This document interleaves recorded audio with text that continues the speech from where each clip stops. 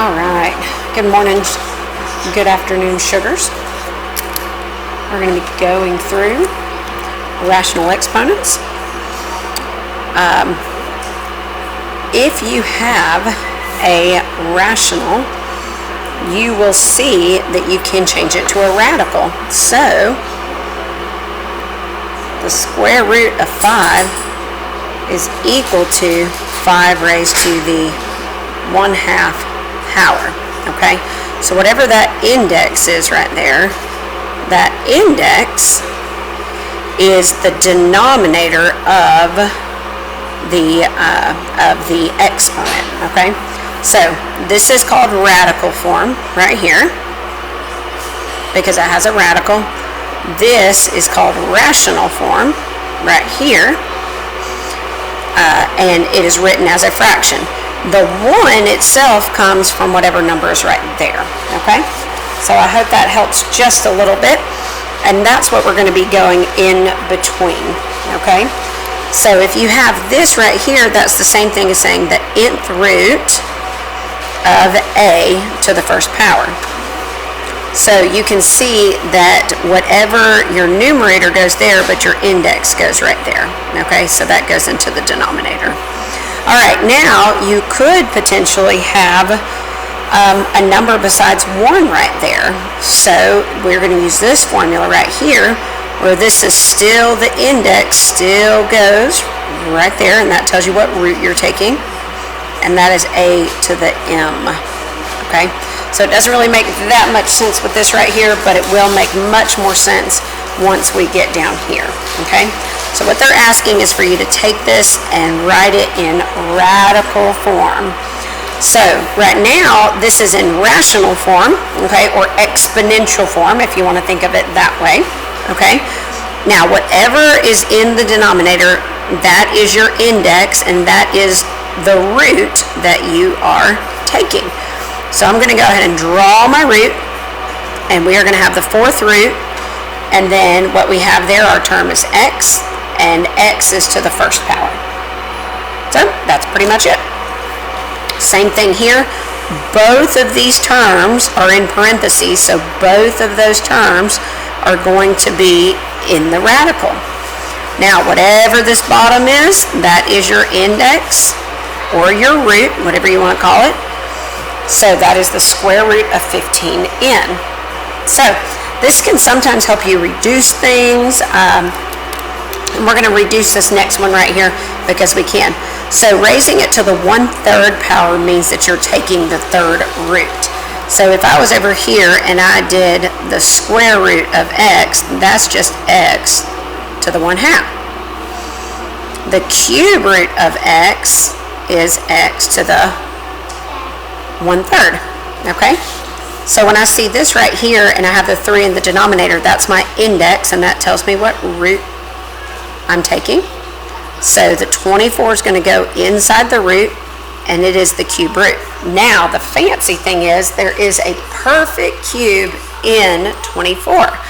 So what I'm going to do is break this up, and I know that this is 8 times 3. So that's the cube root of 8 times the cube root of 3. And I can take the cube root of 8. So that's just going to be 2 cube roots of 3. All right, so now I'm going to move on to number 4 right here. And this one's kind of ugly because we have 2 different numbers there, but we can still absolutely do it. Remember that this is your index. And then if you have a number on the top, that is the exponent to your base. So my base is 7. My exponent goes on my base, and then the index goes on the outside.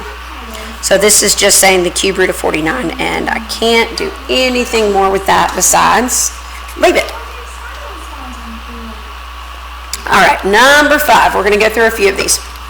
Number 5, again, we're trying to write this with a radical, okay? So my base is k, so I can rewrite k. And I know that I'm taking the index or the root 2, so that just means the square root of 2, and then the number in the top is your exponent. So that's k to the 7th. So it's e over I. It is numerator over denominator. And you can see that's in alphabetical order right there. So e over I. So exponent is the top one, index is the bottom one. Okay? All right. And so what I can do now is I can take the square root of any perfect square. So I'm going to break this down into k squared, k squared, k squared, and k to the first power.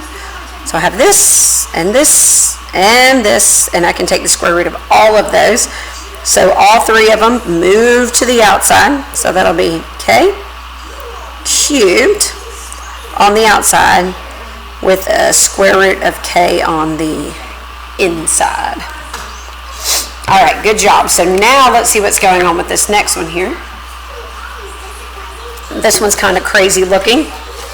I really feel like we could probably put this in a graphing calculator and it would give us a solution that would actually be pretty legit, but I don't have a graphing calculator, so what I'm going to do is I'm going to use all of my rules that I have, okay? All right, so this is, again, my index, and this is my exponent. My base is 3, so grab your radical, have a base of 3, exponent to the 5, index is 4. Now, y'all, I could probably find 3 to the 5th, but it's going to make things so much harder for me because what I'm thinking is I can take the 4th root of anything raised to the 4th power. So I'm just going to split that up into 3 raised to the 4th times 3 to the 1st. So that's 5 3s, and I just broke it into 4 and 1 because I know I can take the 4th root of that and bring that puppy outside.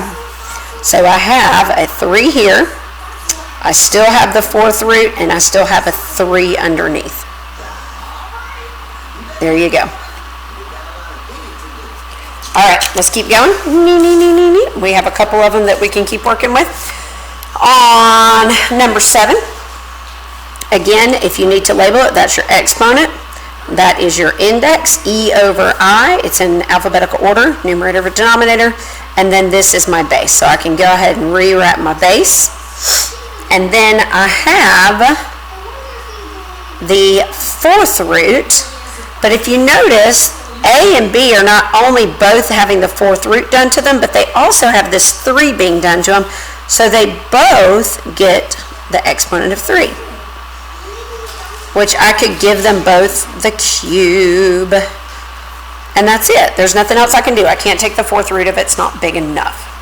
Okay?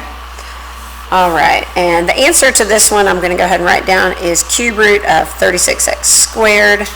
And then this next one is 14 square root of 3w. All right. So now what we're going to do is we are going to go to exponential form. Okay? Now remember, whatever your base is, it's always your exponent over your index every time. So it's e over I. It's your exponent over your index.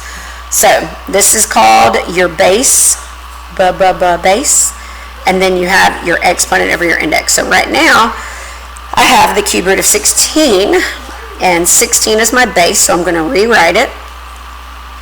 And then I'm going to raise it up to my exponent, and there is no exponent there, so that'll be a 1, and the index is 3. So the cube root of 16 is the same thing as 16 to 1/3. Okay, my base on this one is x and y, so I'm going to rewrite my base. And this radical does not have an index on it, so I know it's a square. And these are not being raised to anything. So they have an exponent of 1 and an index of 2. And that's it. You're done.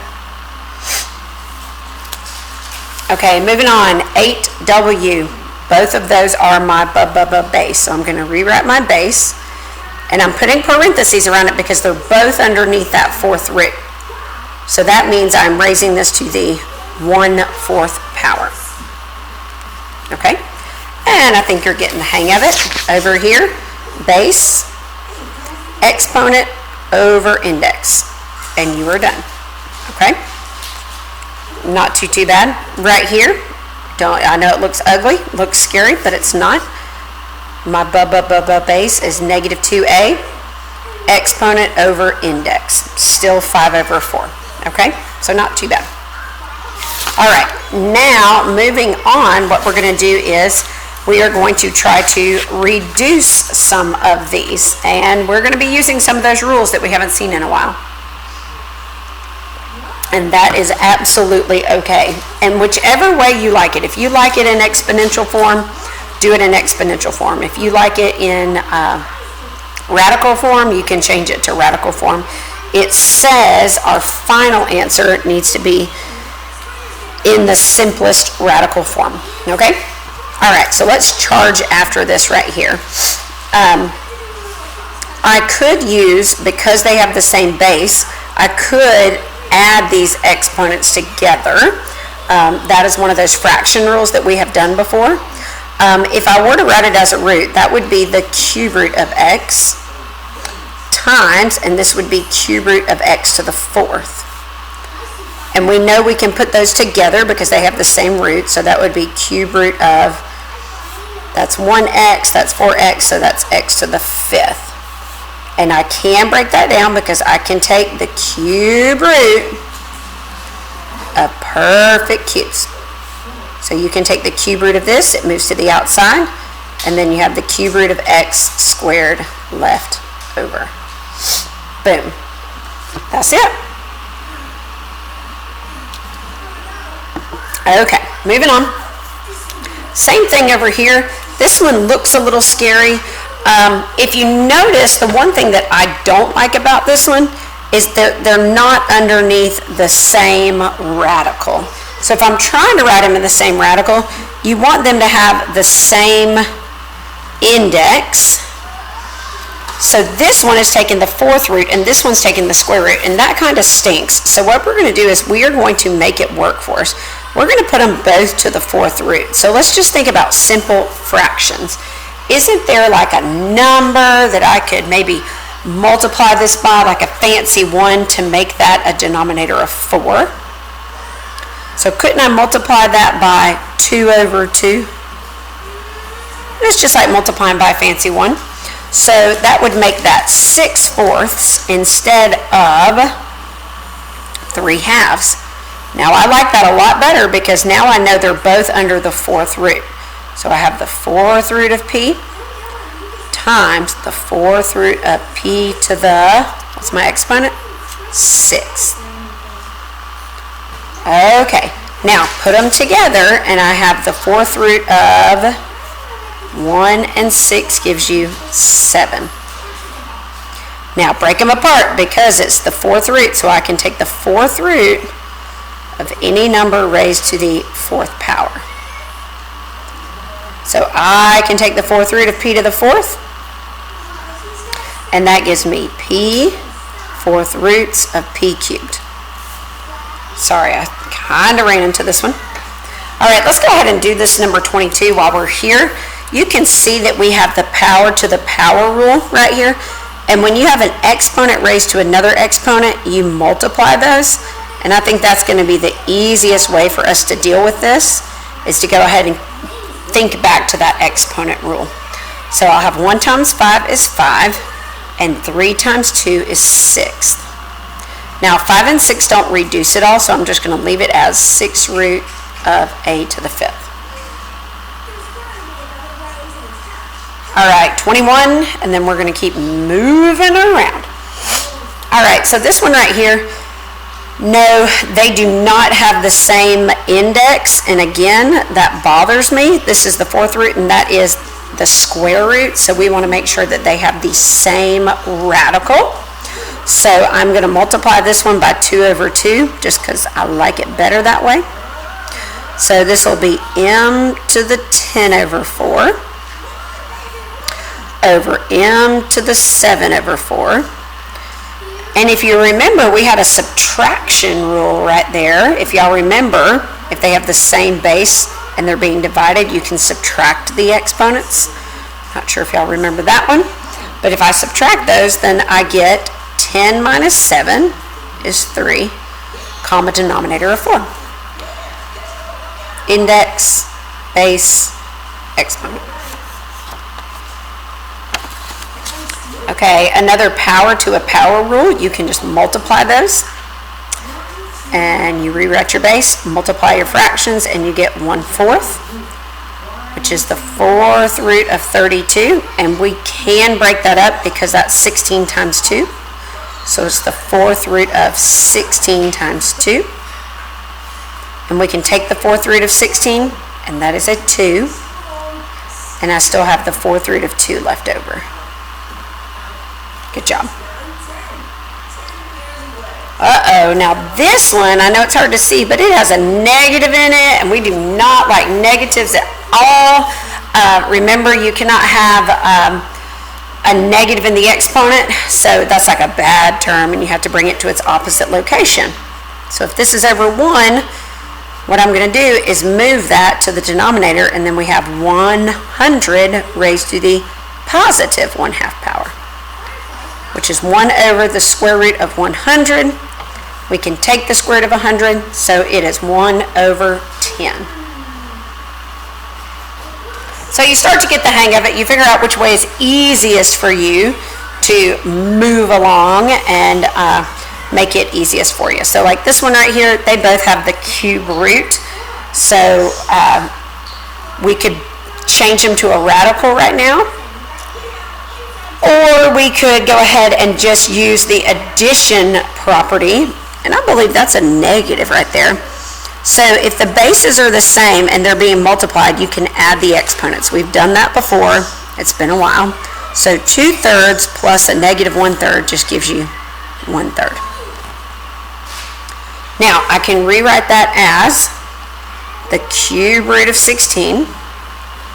And I can take the cube root of 8, so I'm going to break this into the cube root of 8 times 2. And the cube root of 8 is 2. Cube roots of 2. And that is your final answer. All right, so hopefully you're getting the little gist of this. Now this one right here also has a negative on it, and that's the bad negative. Having a negative 216, that's fine. A negative base, there's no problem with that. So the first thing I'm going to do is, this is a bad term, and I'm going to again move it down to the denominator. It's still a negative 216, but it's a positive exponent now. Okay? And I can actually take the cube root of negative 216. You could probably put that in your calculator, and it might give you an answer. And the cube root of negative 216 is a negative 6. There you go. Now, on this one, we have a negative in the exponent, which is bad. But I'm going to go ahead and distribute that negative. And distribute the negative. But then they're both bad terms, so I'm going to have to move them both to opposite locations, which I did not do. Boom. Let's try that again. So the 7 comes to the top, and the 112 comes to the bottom. All right, so now what I can do is I can try to reduce either my numbers or just rock it from here. I think I'm going to go ahead and do the 4th root of 7 over 112. All right, let me fuss at my children real quick. Guys, y'all need to be quiet. Look at me. Hey, Waylon. Waylon, shh. Mommy's recording right now, okay? All right, such is life as a mom and a homeschool mom. All right, here we go. So right here, we can reduce 7 and 112. And 7 goes into 112, and it goes into it 16 times. So I have the 4th root of 1 over 16. Now you can take the 4th root of 1, it's just 1, and you can take the 4th root of 16, and it is just 2. So hopefully this isn't too bad for you, and you're hanging in there. Let's keep going. We're going to do a few more, and then we will be done, okay? Now the bad part about this one is that's a 4th root, and that's a square root. So we can actually use our exponent rule. So I just changed them to exponents, And they don't have the common denominator that I'm looking for there. So I'm just going to rewrite 1/2 as 2/4, and it will make my life a little bit easier. So I'm going to keep the 3/4, and then I'm going to write this one as 2/4. And now remember, if they have the same base, you can add the exponent. So that's r to the 5/4. And then I'm going to come over here and again rewrite this as r to the 5th. And I can take the 4th root of any number raised to the 4th power.